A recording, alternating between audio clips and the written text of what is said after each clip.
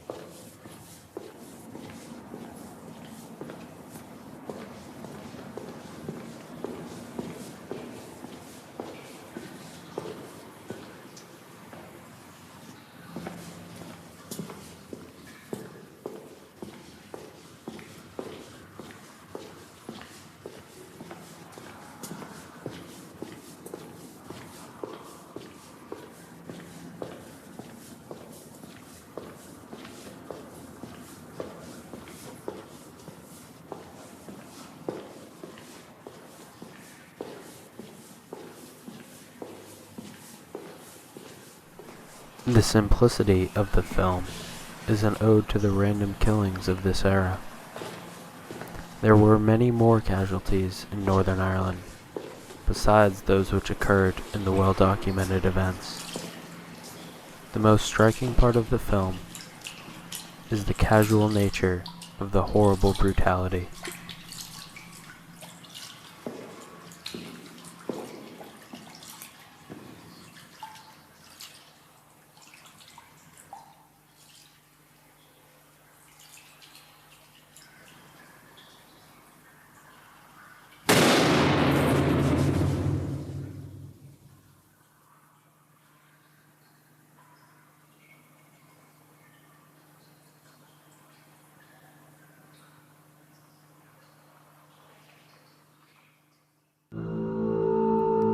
Our class is rather familiar with the conflict in Northern Ireland, as we began the course looking here.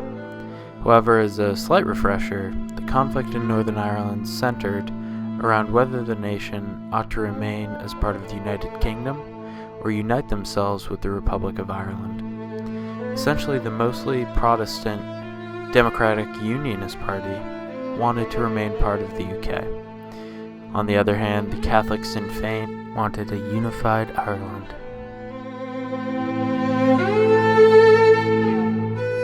The violence remained constant in the heart of Northern Ireland.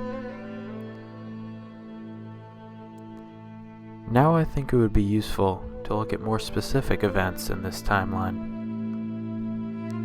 One of the most violent attacks of the era was the Bloody Friday bombings. In 1972, the Northern Ireland and British governments were having talks about the UK's removal from Northern Ireland. However, these talks broke down shortly after. The IRA's response to this is known as Bloody Friday. The IRA onslaught continued, culminating in a murderous blitz on Belfast city centre. 26 bombs in just over an hour.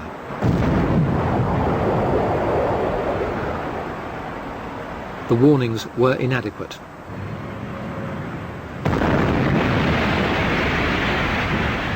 The day became known as Bloody Friday. 11 people died, 130 were injured.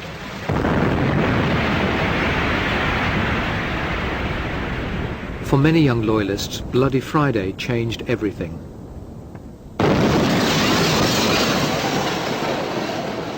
It was a turning point, I think, for me.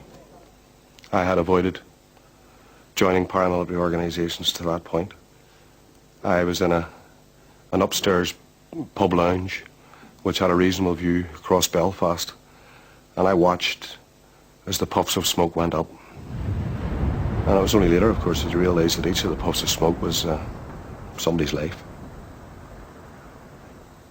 And I got off the fence and probably naively felt that the best means of defence was attack. I joined the Ulster Volunteer Force and quickly began to do what I believed was right and challenge the threat to my society.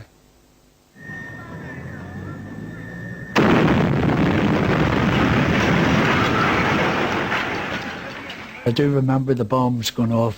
Everybody in Belfast heard them. And I think we all remember the images on the television of people literally scooping bodies off the street with shovels. It was a horrible, horrible time. But at that moment in time, if someone had have said to me, place a bomb in some part of the Catholic community, then it is quite possible that I would have did that. What were your emotions on the day of Bloody Friday? I don't think they were rational.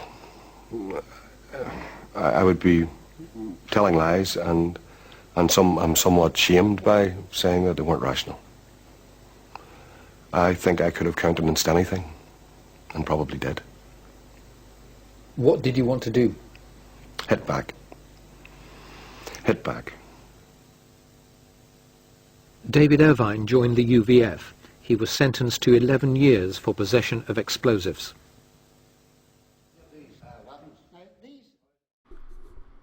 Things have come a long way since the violence during the Troubles. As Peter Taylor points out, many of those who felt so passionately during these times, passionately enough to surge to violence, have since changed their tune. And this year I've come back to meet again many of the people I've talked to over the years. I'm going to show them clips of what they said then and ask them how they feel about where we are today. If they're going to do that to us, we're going to do this to you. So you tell them to stop. And you look at that now. What's wrong?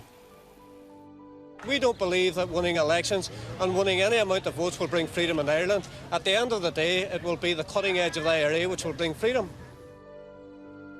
Was it the cutting edge of the IRA that in the end brought what you would describe as freedom?